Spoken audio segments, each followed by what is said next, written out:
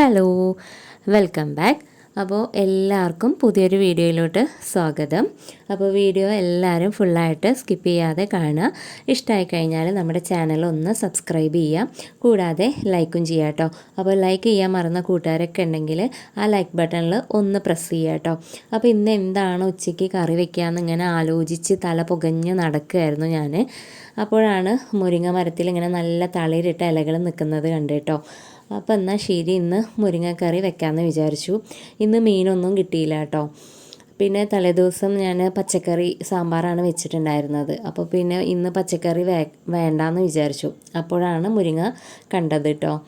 അപ്പോൾ നല്ല തളിര ഇലകളാണ്, അധികം മൂക്കാത്ത നല്ല ഇലകളാണ് കേട്ടോ. അപ്പോൾ നമുക്ക് വീഡിയോയിലോട്ട് പോവാം. ഇനി കറി വെക്കാനുള്ള കാര്യങ്ങളൊക്കെ നമുക്ക് നോക്കാം കേട്ടോ. അപ്പോൾ ഞാൻ പരിപ്പ് ഇട്ടിട്ടാണ് കറി വയ്ക്കുന്നത്. അതിനായിട്ട് ഞാൻ കുറച്ച് പരിപ്പ് കഴുകി കുക്കറിൽ ഇട്ടിട്ടുണ്ട് കേട്ടോ.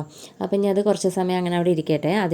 അതിലേക്ക് നമുക്ക് ചെറിയുള്ളിയും വെളുത്തുള്ളിയും ഒക്കെ തൊളിച്ചെടുക്കാം കേട്ടോ. അപ്പോൾ ഞാൻ കുറച്ച് ചെറിയുള്ളിയും വെളുത്തുള്ളിയും തൊളിച്ച് അതൊന്ന് ചതച്ചെടുത്തിട്ടുണ്ട്. പിന്നെ ഒരു 4 പച്ചമുളക് കീറിയിട്ടതും കൂടെ കുക്കറിലോട്ട് ഇട്ട് കൊടുത്തു കേട്ടോ. എന്നിട്ട് അതിലേക്ക് ഒരു ടീസ്പൂണോളം മഞ്ഞൾപ്പൊടിയാണ് കേട്ടോ ഇട്ട് കൊടുക്കുന്നത്. പിന്നെ ആവശ്യത്തിന് ഉപ്പും ചേർത്തിട്ട് നമുക്കൊന്ന് വേവിച്ചെടുക്കാം കേട്ടോ. ഈ പരിപ്പ് നല്ലപോലെ ഇങ്ങനെ വെന്തുടഞ്ഞ് പോവരുത്. എന്താ പറയുക, ഒരു വിസിലൊക്കെ മതിയാവും കേട്ടോ. കാരണം എന്നാൽ വേവും വേണം, നന്നായിട്ട് വെന്തുടഞ്ഞ് അങ്ങനെ പോവാനും പാടില്ല കേട്ടോ. ആ ഒരു രീതിയിൽ കിട്ടണം പരിപ്പ്. ഇനി നമുക്ക് മുരിങ്ങയുടെ ഇല ഒന്ന് ഊരി എടുക്കാം കേട്ടോ. വൃത്തിയാക്കി എടുക്കുക, ക്ലീൻ ചെയ്തിട്ട് അതിൻ്റെ കൊമ്പും കോച്ചലും എന്നൊക്കെ പറയുമല്ലോ, അതൊക്കെ കളഞ്ഞിട്ട് ഇല നമുക്ക് ഇങ്ങനെ എടുക്കാം കേട്ടോ.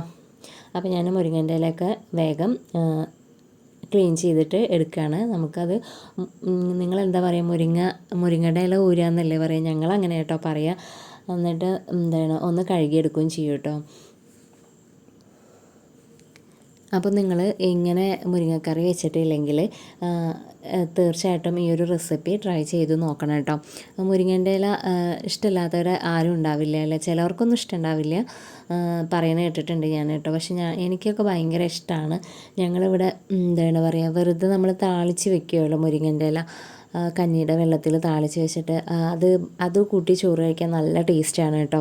പിന്നെ ഈ പരിപ്പ് ഇട്ടിട്ട് കറിയും അതിലേക്ക് നല്ല ഉണക്കൽ മീനും കൂടെ പൊരിച്ചത് ഉണ്ടെങ്കിൽ സൂപ്പർ ടേസ്റ്റാണ്. അപ്പോൾ ഇന്ന് ഞാനിവിടെ ഉണക്കമാന്തലാണ് കേട്ടോ പൊരിക്കുന്നത്. അപ്പോൾ ഈ ഒരു രീതിയിൽ നമുക്ക് പരിപ്പ് വെന്ത് കിട്ടിയാൽ മതി കേട്ടോ. നല്ല വെന്ത് ഉടഞ്ഞ് പോകാനും പാടില്ല, എന്നാൽ വേവും വേണം. ആ ഒരു രീതിയിൽ പരിപ്പിനെ വേവിച്ചെടുക്കുക കേട്ടോ. ഇനി ഞാനത് മൺകുടുക്കയിലോട്ട് ഒഴിച്ചു കൊടുക്കുകയാണ്. എന്നിട്ട് അതൊന്ന് തിളയ്ക്കാൻ വേണ്ടി വെയിറ്റ് ചെയ്യാണ് കേട്ടോ. അത് തിളച്ച് വരുന്ന ആ ഒരു സമയത്ത് മുരിങ്ങൻ്റെ ഇല അതിലോട്ട് ഇട്ട് കൊടുത്തിട്ട് ഒന്ന് അടച്ച് വെക്കുക കേട്ടോ. കൂടുതൽ സമയം തിളപ്പിക്കേണ്ട ആവശ്യമൊന്നുമില്ല. നല്ല എന്താ പറയുക, മൂക്കാത്ത തളിര ഇലയാണ്, അപ്പോൾ പെട്ടെന്ന് വേവും. അതിൻ്റെ മുന്നേ ആയിട്ട് നമുക്ക് ഒരു അരമുറി തേങ്ങ ചിരവിയിട്ട് അതിലോട്ട് 1 ടീസ്പൂണ് ചെറിയ ജീരകവും കൂടെ ചേർത്തിട്ട് നന്നായിട്ടൊന്ന് അരച്ചെടുക്കണം കേട്ടോ. ചിലവർ അതിൽ ചെറിയുള്ളിയും കൂടെ ചേർക്കും. ഞാൻ തേങ്ങ അരക്കുന്നതിൽ ചെറിയുള്ളി ചേർക്കുന്നില്ല കേട്ടോ. വെറും ചെറിയ ജീരകമാണ് ചേർത്ത് കൊടുക്കുന്നത്. അതും കൂടെ ചേർത്തിട്ട് നമുക്ക് നന്നായിട്ടൊന്ന് അരച്ചെടുക്കാം. അപ്പോൾ ഇവിടെ കറി ഞാൻ ഒഴിച്ചത് തിളച്ച് വന്നിട്ടുണ്ട് കേട്ടോ. ഇനി അതിലോട്ട് മുരിങ്ങൻ്റെ ഇല ഇട്ട് കൊടുക്കുകയാണ്.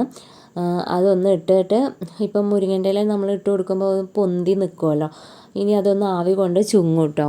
അപ്പോൾ നമുക്ക് അതിലോട്ട് തേങ്ങ അരച്ച അരപ്പും കൂടെ ചേർത്തിട്ട് രണ്ടും കൂടി നന്നായിട്ടൊന്ന് തിളപ്പിച്ചെടുത്തിട്ട് നമുക്ക് താളിച്ചൊഴിക്കാം കേട്ടോ. അതിൽ ഓരോരുത്തരും ഓരോ രീതിയിലാണ് കേട്ടോ കറി വയ്ക്കുന്നത്. അപ്പോൾ ഈ ഒരു പരിപ്പും മുരിങ്ങയും കറി വയ്ക്കുന്നതിൽ ചിലവർ മുളക് പൊടി ചേർക്കുന്നത് ഞാൻ കണ്ടിട്ടുണ്ട് കേട്ടോ. പക്ഷേ ഞാൻ ഇതുവരെയും അങ്ങനെ ചേർത്തിട്ടില്ല. ചിലവരൊക്കെ ചേർക്കുന്നത് കാണാം. ഒരു 1/4 ടീസ്പൂൺ അല്ലെങ്കിൽ ഒരു 1/2 ടീസ്പൂൺ മുളക് പൊടി ചേർക്കാറുണ്ട്.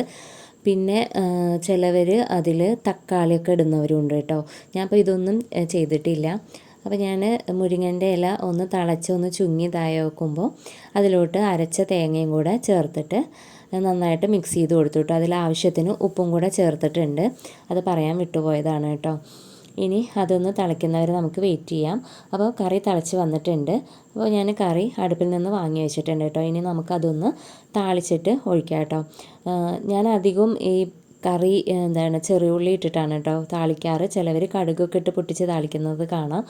അപ്പോൾ ഞാൻ ചെറിയ ഉള്ളിയും അതിലോട്ട് കുറച്ച് കറിവേപ്പില ഇട്ടിട്ടാണ് കേട്ടോ താളിക്കാറ്. ഇനിയിപ്പോൾ താളിച്ചില്ലെങ്കിലും കുഴപ്പമൊന്നുമില്ല, നല്ല ടേസ്റ്റാണ് മുരിങ്ങയും പരിപ്പും അങ്ങനെ കറി വെച്ചത് കഴിക്കാൻ വേണ്ടിയിട്ട്. ലാസ്റ്റ് ഒന്ന് പച്ച വെളിച്ചെണ്ണ ഒഴിച്ചു കൊടുത്താലും മതി, അങ്ങനെയും ചെയ്യാറുണ്ട് കേട്ടോ.